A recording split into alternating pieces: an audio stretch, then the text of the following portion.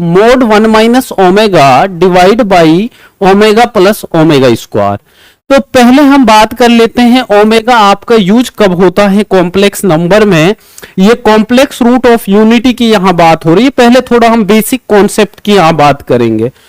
तो आपके पास यहां पे क्या है, z इक्वल टू आपके पास क्या होता है, एक कॉम्प्लेक्स नंबर होता है और वो कॉम्प्लेक्स नंबर क्या होता है, इस फॉर्मेट में होता है x प्लस आयोटा y और वहां पे x y belongs to real number. ये आपके पास एक कॉम्प्लेक्स नंबर होता है ना, और इस x को हम बोलते हैं यहां पे, ये इसका क्या है, रियल पार्ट है, और y क्या होता है, इमेजिनरी पार्ट होता है। क्या होता है, इमेजिनरी पार्ट होता है। अब यहीं पे आपके पास आता है एक कॉम्प्लेक्स रूट ऑफ यूनिटी की बात होगी, क्यूब रूट ऑफ यूनिटी की। तो यहां पे जो आपके पास ओमेगा है, अगर हम डायरेक्ट इसकी बात करें तो यहां पे आपके पास ये कॉन्सेप्ट होगा 1 plus omega square equal to होता है 0, और सेकंड इसकी एक आइडेंटिटी होती है ओमेगा की पावर जब भी 3 होगी तो 1 होगा, या आप ये से बोल लीजिए ओमेगा जब भी आपके पास 3 के मल्टीपल में होगा, ठीक है, 3 के मल्टीपल में होगा तो उसका आंसर क्या होगा, 1 होगा। अब यहां पे अगर बात करें कि हम 1 प्लस ओमेगा स्क्वायर आता कहां से है, तो ये आपके पास क्यूब रूट ऑफ यूनिटी है।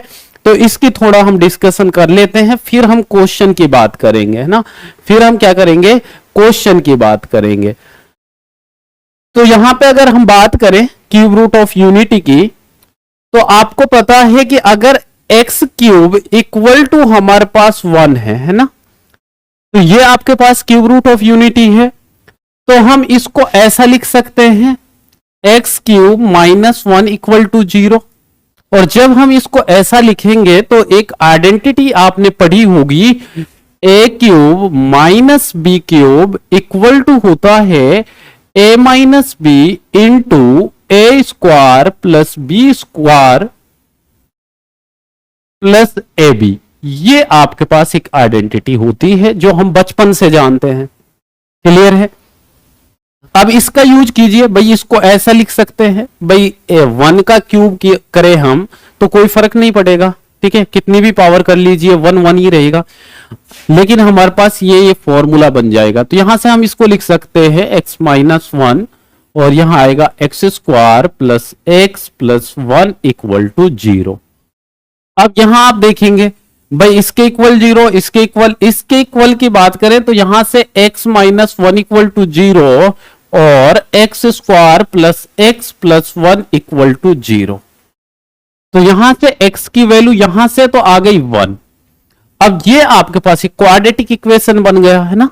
इस क्वाड्रेटिक इक्वेशन का जो डायरेक्ट अपने पास फॉर्मूला होता है, क्या होता है, हमारे पास अगर x square plus b x plus c equal to 0 एक क्वाड्रेटिक इक्वेशन है, तो इसका रूट कैसे निकालते हैं, direct x equal to minus b plus minus under root d divide by 2a, और d यहां पे क्या होता है, बी स्क्वायर माइनस 4ac। ये आपके पास d होता है। क्लियर है? अब यहां डायरेक्ट इस फॉर्मूला को अप्लाई करिए। यहां पे आपके पास a क्या है 1, b क्या है 1, c भी क्या है 1। तो आपके पास x इक्वल टू क्या होगा, -1 plus minus under root d, b square minus 4ac करेंगे तो यहां पे आपके पास क्या आएगा, -3। और जब भी आपके पास अंडर रूट में आपके पास कोई वैल्यू होती है तो वो आपके पास क्या लिखी जाएगी, आयोटा में लिखी जाएगी, अंडर रूट 3 आयोटा। ठीक है, तो यहां पे आपके पास आएगा under root 3 iota divide by 2।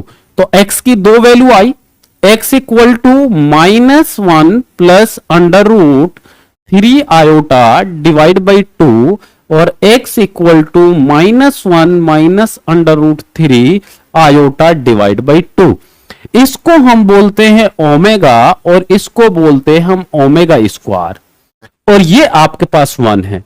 तो यहीं से जब हम इन तीनों रूट्स को ऐड करते हैं तो ये हमें क्या देगा, इक्वल टू 0 देता है। तो यहां से आपके पास 1 plus omega square equal to 0 आता है। तो आई होप के ये कॉन्सेप्ट आपको क्यूब रूट का क्लियर है। अभी हम क्वेश्चन की बात करेंगे, लेकिन उससे पहले जो आपका बेसिक रिक्वायरमेंट है क्वेश्चन में, उसकी हमने बात की है।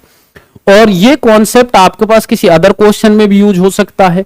अब यहां पे हम डायरेक्ट जब ये जान गए हैं तो आप यहां से देखेंगे हमें क्या गिवन है। यहां पे आप यहां देखेंगे 1 माइनस ओमेगा, तो अबव गिवन है 1 माइनस ओमेगा।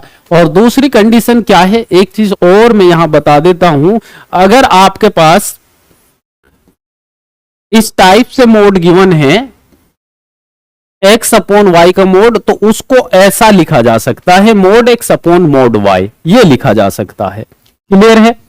तो इसको मैं इंडिविजुअल का मोड करूं और यहां पे आप देखेंगे 1 ओमेगा प्लस ओमेगा स्क्वायर है।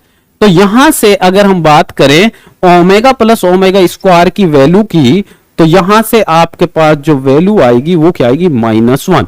और -1 का अगर हम मोड लेंगे तो आप यहां देखेंगे तो यहां बचेगा हमारे पास सिर्फ ये।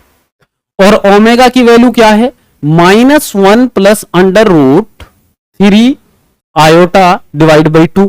तो यहां पुट कीजिए आप, यहां आप पुट करेंगे 1 मोड 1 माइनस माइनस माइनस, यहां पे ये क्या हो जाएगा, प्लस हो जाएगा, ये माइनस हो जाएगा, plus minus under root 3 iota और डिवाइड बाई 2, ये आपके पास मोड में है। यहां से जब आप एलसीएम लेंगे तो ये आपके पास हो जाएगा 2 plus 1 3 minus 3 under root 3 iota divide by 2 का मोड, ये ध्यान रखिएगा। अब दूसरी कंडीशन यहां पे भाई, जब भी हमारे पास एक कॉम्प्लेक्स नंबर होता है x plus iota y, x y belongs to real number, इसकी अगर मोड की बात करते हैं तो मोड होता है under root x square plus y square, ये इसका मोड होता है। मॉडुलस का फॉर्मूला ये होता है। भाई एक क्वेश्चन में हमने बहुत कुछ सीख लिया है ना, तो ध्यान रखना है ये सभी चीजें। तो यहां पे आपके पास x क्या है 3/2 और y क्या है अंडर रूट डिवाइड बाई 2। तो इसके अगर मैं मोड की बात करूं, और यहां से इसको अब मैं रिमूव कर रहा हूं क्योंकि ये मैं बता चुका हूं और उधर भी मैंने लिख दिया है।